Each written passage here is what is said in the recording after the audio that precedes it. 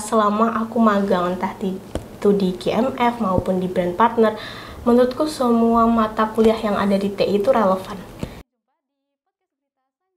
Halo semuanya, selamat datang di podcast Berita Magang. Kenalin aku Syafia, aku akan nemenin kalian untuk mendengarkan pengalaman kece dari narasumber kita.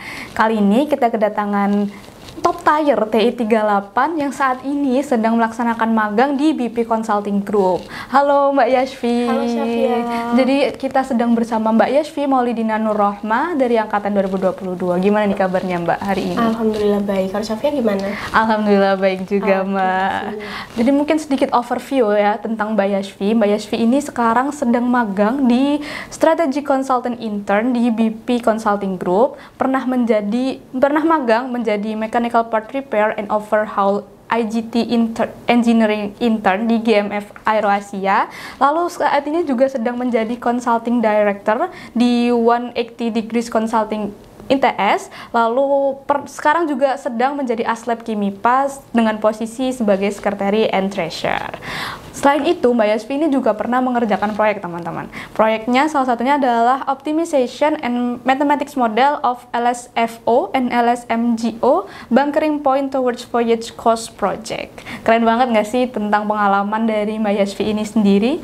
Mbak Yashvi mungkin bisa perkenalan diri buat teman-teman juga. Oke, boleh.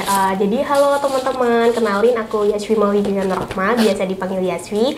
Aku dari Teknik Sistem dan Industri angkatan 2022, di mana sekarang aku sedang melaksanakan perkuliahan semester 6 bersama dengan beberapa kegiatan non-akademik yang sudah disebutkan oleh Syafia tadi, ada magang, aslab, dan juga beberapa organisasi. Gitu.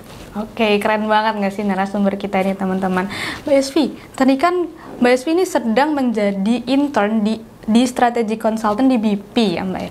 Mungkin boleh dijelasin nggak sih Mbak, BP itu perusahaan apa, terus Mbak Yashvi ini sedang magang di bidang apa gitu? Oke, boleh. Jadi benar yang Syafia katakan tadi, aku lagi magang di BP Consulting Group, di mana BP itu seperti namanya bergerak di bidang konsultan gitu ya, konsultan terutama untuk strategic consulting gitu. Jadi di BP sendiri lokasinya itu ada di Surabaya teman-teman, letaknya di Surabaya Barat, jadi strategik dan dekat dengan ITS kayak gitu. Terus di BP sendiri tuh punya 3 business unit, ada BP Research, BP Kreatif, dan juga BP Strategi. Nah, kebetulan aku masuk di BP Strategi. Di BP Strategi mainly kita akan handle beberapa klien dan beberapa concern klien. Kita bantu solve mereka, entah itu dari segi eksternal maupun internalnya. Kalau eksternal itu biasanya concernnya ke marketing, branding, dan lain sebagainya. Kalau yang internal itu biasanya terkait internal dari dalam proses bisnisnya si klien itu sendiri. Jadi kalau aku bisa bilang apa yang aku pelajari di Teknik Sistem dan Industri saat ini tuh most likely sangat kepake di magangku saat ini, yaitu sebagai Strategic Consultant Intern. Oke, keren banget. Ini Mbak, kan sekarang itu lagi masa perkuliahan kan lagi berjalan, terus Mbak Yashvi juga lagi magang juga. Itu gimana sih Mbak? Kok bisa magang dan berkuliah dalam waktu yang sama? Oke, iya betul. Jadi memang lagi intern sekaligus lagi kuliah gitu ya, dan gimana aku gitu. Nah, sebenarnya kalau dari BP sendiri itu fleksibel teman-teman, bisa hybrid gitu. Jadi bisa work from office dan juga work from home. Jadi kalau selama aku berkuliah, aku work from home. Kemudian kalau aku lagi nggak ada perkuliahan, aku akan work from office di Swoza Tower atau di kantornya BP seperti itu. Jadi bisa hybrid, bisa fleksibel lah kayak gitu. Tapi tetap harus ngerjain tugas ataupun task yang kita punya. Selama itu selesai sesuai dengan tenggat waktunya, itu diperbolehkan untuk tetap work from home seperti itu. Wah, jadi bolak-balik gitu ya Mbak. Sibuk banget pasti akhir-akhir ini. Cukup capek tapi harus bisa gitu ya. Oke Mbak, mungkin teman-teman juga penasaran yang di GMF Aero Asia itu Mbak Yashvi juga di perusahaan apa, di bidang apa, lalu Mbak Yashvi internnya di bidang apa juga? Oke, kalau di GMF Aero Asia, kebetulan itu adalah kerja praktek ya teman-teman. Jadi kerja praktek yang wajib dari DTSI, kebetulan aku ambilnya di GMF Aero Asia. Nah, GMF Aero Asia ini adalah MRO company ataupun seperti bahasa bayinya adalah bengkelnya pesawat kayak gitu. Jadi pesawat tuh juga punya bengkel. Kebetulan aku magangnya di GMF area Asia itu. Jadi kebetulan GMF tuh letaknya di area bandara gitu. Di area bandara, jadi kalau ada pesawat yang mau masuk bengkelnya GMF nih, dia akan ke sisi lain di bandara kayak gitu. Dan bidangku waktu magang di GMF area Asia itu lebih ke GTM gitu, go to market strategy untuk Artemis. Kalau teman-teman tahu, ITS terutama dari Sisman itu punya project namanya Artemis. Nanti bisa dicek aja, Artemis itu adalah salah satu alat untuk apa ya, menggerakkan pesawat ketika dia landing kayak gitu ya. Nah, di Artemis itu sekarang akan diproduksi secara massal kayak gitu. Nah, kebetulan aku dan temanku bantu dari sisi GTM-nya atau go to market strateginya, kayak persiapan finance-nya, marketingnya, dan juga beberapa forecasting data untuk keperluan produksi secara massalnya itu seperti apa. Seperti itu kalau untuk GMF-nya. Oke, keren banget nggak sih? Bekerja di bengkel pesawat. Betul. Itu beneran kantornya di bengkelnya atau kantornya beda lagi, Mbak? Kalau kantornya tentunya nggak di bengkelnya ya, kita kantornya ada sendiri. Tapi untuk areanya tetap di area GMF yang ada di bandara itu. Oke, gitu. Mungkin teman-teman nih pasti penasaran nih, Mbak Yasfi ini dapat info magang itu dari mana sih, Mbak? Cari-cari di Instagram atau dari mana gitu? Mungkin bisa jelasin, Mbak? Oke, thank you buat pertanyaannya. Jadi kalau untuk magang brand partner sendiri, aku dapat informasi itu dari LinkedIn. Dari LinkedIn, dan sebelumnya aku tahu BP itu dari 180. 180 dulu pernah konfis ke BP, terus aku mulai interest juga karena dia align dengan interestku sebagai consulting, dan juga dia ada di Surabaya nih, jadi kayak cocok banget tuh. Nah, setelah tahu kita konfis di 180, aku coba cari opportunity, ternyata udah banyak nih cutting-cutting dari TI yang magang di brand partner kayak gitu. Aku coba approach mereka, tanya-tanya beberapa hal, ternyata memang oke dan visible lah untuk magang di BP kayak gitu. Akhirnya aku coba cari LinkedIn-nya. Di LinkedIn ada, kebetulan saat itu ada lowongannya kayak gitu, intern. Terus habis itu aku lupa, kayaknya kita diarahin ke suatu platform untuk pencarian kerja dan magang seperti itu. Habis itu aku ikutin buat arahannya seperti apa, disuruh daftar melalui link apa, kemudian data dirinya apa aja aku isi, dan sampai tahap-tahap untuk tahap-tahap administrasi, wawancara, study case, dan lain sebagainya.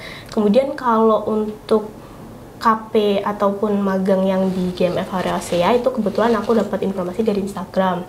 Instagram tuh ada buka untuk GMF area Asia, dan kebetulan aku juga dapat informasi dari salah satu dosen yang ada di teknik industri yang memang sudah lama bekerja sama dengan GMF. Oke, berarti Mbak Yasmi ini nyari dulu company-nya gitu ya, Mbak? Baru nyari-nyari di situ apakah ada lowongan magang gitu ya? Betul.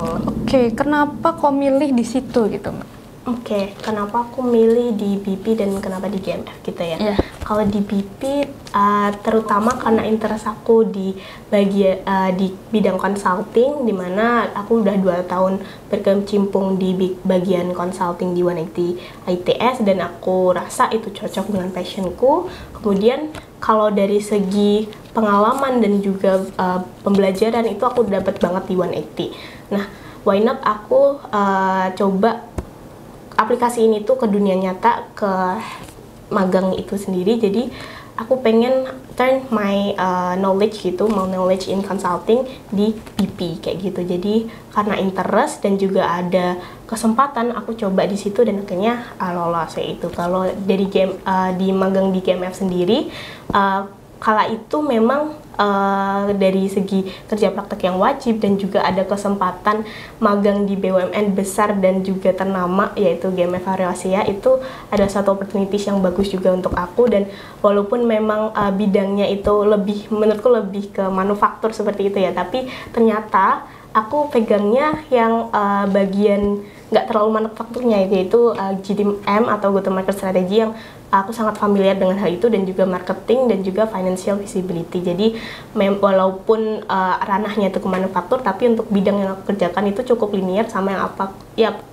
yang aku pelajari, entah itu di 180 maupun di perkuliahan, seperti itu. Oke, berarti kalau bidangnya itu kita bisa milih gitu nggak Mbak? Untuk kayak di BP tadi Mbak di strategi gitu, milih di strategik, atau di yang Asia milih di GTM gitu? Bisa, bisa banget untuk pilih posisi ya teman-teman. Kalau entah itu di KP ataupun magang, itu semua teman-teman pasti bisa milih posisinya itu. Entah nanti teman-teman mau di bidang HRM, kemudian di bidang manufaktur ataupun logistik sekalipun, itu teman-teman pasti bisa milih, as long as itu di provide dan ada posisinya di magang tersebut gitu. Biasanya kalau pilihan posisinya itu ada untuk beberapa magang yang emang buka resmi gitu. Jadi ada di websitenya atau di Instagramnya yang lagi open recruitment seperti itu pasti ada kayak list beberapa posisi yang bisa di-apply kayak gitu. Kalau untuk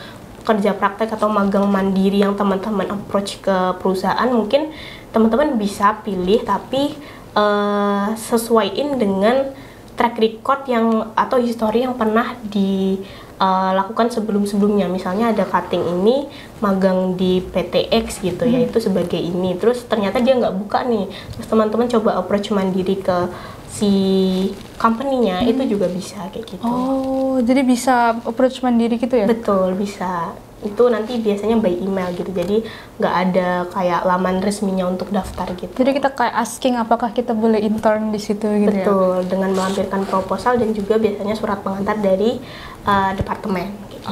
Oke. Mbak Yasvi tuh tadi sebagai strategik di BP sama di GTM di AeroAsia itu tugasnya ngapain aja sih Mbak? Apakah ada matkul-matkul TI itu yang beneran kepake di situ? Terus apa software-softwarenya atau apa aja gitu Mbak? Mungkin bisa dijawab? Oke, thank you buat pertanyaannya. Jadi selama aku magang entah itu di GMF maupun di brand partner, menurutku semua mata kuliah yang ada di TI itu relevan. Wow. Dimana kalau di TI itu sendiri kan kita belajar terkait proses bisnis dari sebuah perusahaan gitu ya teman-teman, entah itu jasa maupun produk yang tangible gitu, kita belajar di situ. Terus di magangku yang pertama di GMF itu aku dan temanku itu belajar mengerjakan project Artemis, terutama terkait go to market strategi. Jadi ada barang, ada produk yang siap untuk dijualkan atau siap dipasarkan, siap dimunculkan ke permukaan, dan ada juga terkait financial visibility, yang mana itu aku belajar banget di Anbi dan juga Ecotech. Itu kepake banget. Terus ternyata waktu aku ambil manajemen keuangan ini bener-bener kepake waktu kemarin aku intern itu. Kemudian dari segi marketing kita bisa ambil marketing itu walaupun nggak secara langsung kita belajar di TI gitu ya tentang marketing, tapi ada juga beberapa pilihan mata kuliah terkait marketing tuh ada. Tapi beberapa hal yang bisa aku tangkap dari perkuliahan di teknik industri itu adalah cara berpikir sistemnya gitu. Dan itu aku aplikabelkan ke beberapa magangku gitu. Jadi kayak dengan berpikir sistemnya itu, aku bisa memberikan wawasan terkait banyak hal gitu. Misalnya kalau kita ada concern di sini, tapi dengan berpikir sistem kita juga bisa mengaitkan dengan hal ini gitu. Which is aku nggak lihat itu di beberapa temanku yang memang bukan anak teknik industri gitu. Jadi mungkin ada beberapa orang tuh yang misal dari ranahnya adalah jurusan teknologi gitu ya, mereka tuh selalu ngarahnya tuh ke arah teknologi gitu. Jadi solusinya tuh ke arah teknologi.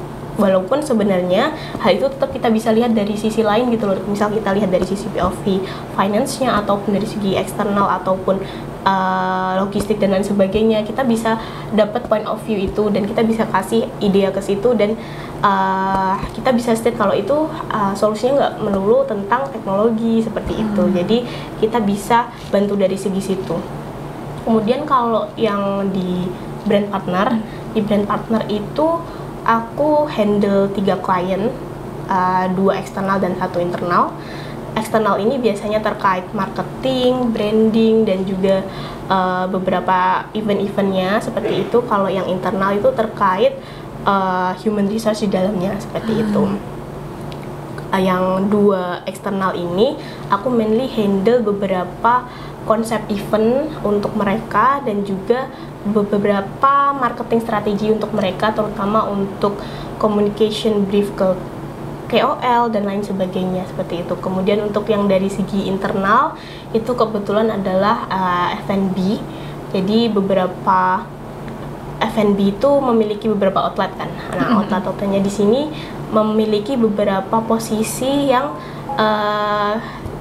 posisinya itu nggak hanya staff tapi ada juga manajer, asisten manajer dan lain sebagainya. Nah, di situ kita buatkan untuk dari segi penilaian QC-nya, assessment-nya, kemudian SOP dan lain sebagainya, dan aku rasa itu cukup linear juga dengan teknik industri.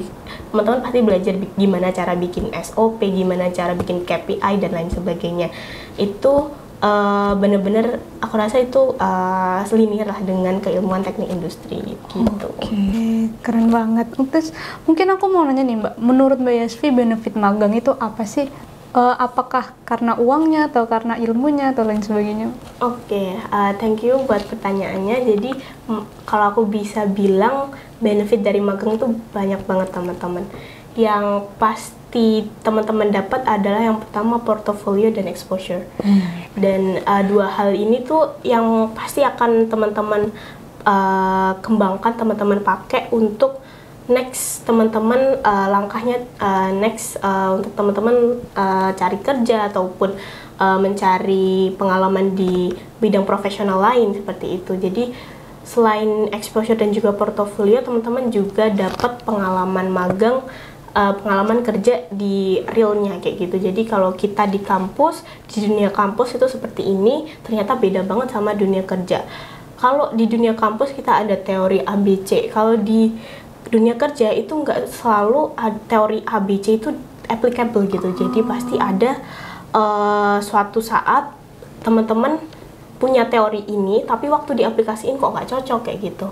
Nah itu teori-teori itulah yang harus coba kita kembangkan secara praktis, secara praktikal, dan gimana caranya teori-teori yang teman-teman pakai itu membuild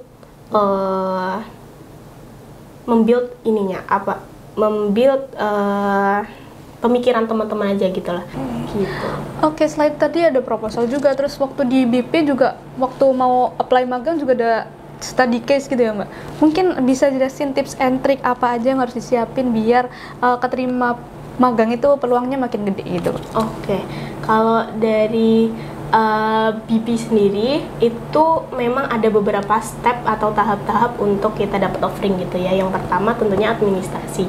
Kalau dari segi administrasi, aku anjurin teman-teman untuk membenahi CV teman-teman, memperbagus dan mempercantik CV teman-teman. Dan aku rasa itu udah banyak banget tersebar di media sosial ya, gimana cara bikin CV yang bagus. Aku mungkin tekaninnya adalah kalau teman-teman unggul dalam suatu hal, taruh keunggulan itu di atas, walaupun memang timelinenya itu udah lama gitu kan. Biasanya teman-teman memberikan sebuah pengalaman di CV itu yang terbaru gitu, yang terbaru di atas. Nah menurutku kasih pengalaman yang paling relevan dan paling teman-teman unggulkan tuh di atas kayak gitu. Itu untuk CV gitu. Nah penting juga untuk mention achievement project dan juga beberapa skill yang relevan. Jadi kalau apply ke suatu perusahaan itu jangan pakai satu CV aja, pakai CV yang benar-benar relevan dengan company tersebut. Misal kamu apply di consulting, kamu pakai CV A. Terus di bagian company manufaktur gitu, kamu pakai CV B. Esensinya tetap sama, cuma teman-teman ubah gitu. Apa yang harus di-highlight gitu ya Mbak? Betul gitu. Terus kalau dari step kedua setelah administrasi adalah study case nih. Nah, kalau di consulting ini pasti banyak study case gitu. Kebetulan kemarin aku dapat study case tentang brand minuman gitu ya, brand minuman punya permasalahan ini, dan aku kerjakan dalam kurang dari 2 hari gitu. Jadi 2 hari ngebut bikin deck yang menurutku bikin deck itu harus lama gitu. Itu cuma dimapetin dalam 2 hari, itu agak challenging tapi seru juga. Ternyata Vita bisa loh bikin deck yang menurutku itu agak sulit, ternyata kita bisa bikinnya di dalam 2 hari itu. Nah, tipsnya gimana kalau deck itu sendiri?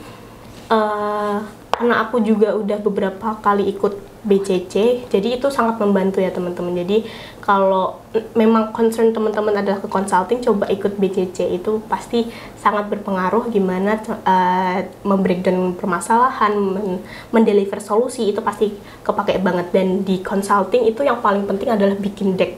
Jadi setiap kerjaan yang aku bikin tuh pasti dalam bentuk slides kayak gitu. Jadi itu coba coba untuk bikin deck yang bagus, deck yang readable kayak gitu. Jadi bisa dipahami oleh aku, klien, dan juga mentor kayak gitu. Terus step ketiga setelah study case adalah wawancara HR gitu. Wawancara dari HR itu mungkin gak terlalu yang formal gitu. Jadi ditanyain seputar kesibukan dan lain sebagainya. Jadi lebih ke pertanyaan-pertanyaan yang santai gitu, tapi tetap ngarah ke apakah kamu sebenarnya siap magang di situ atau enggak gitu. Untuk tipsnya mungkin coba bener-bener persiapkan pertanyaan dari wawancara HR itu seperti apa. Terus kalau jawab sejujur-jujurnya aja. Kalau kemarin aku bilang maaf, tetapi saya masih magang, masih di semester 6, ini apakah sebenarnya visible nggak ya untuk magang di sini gitu.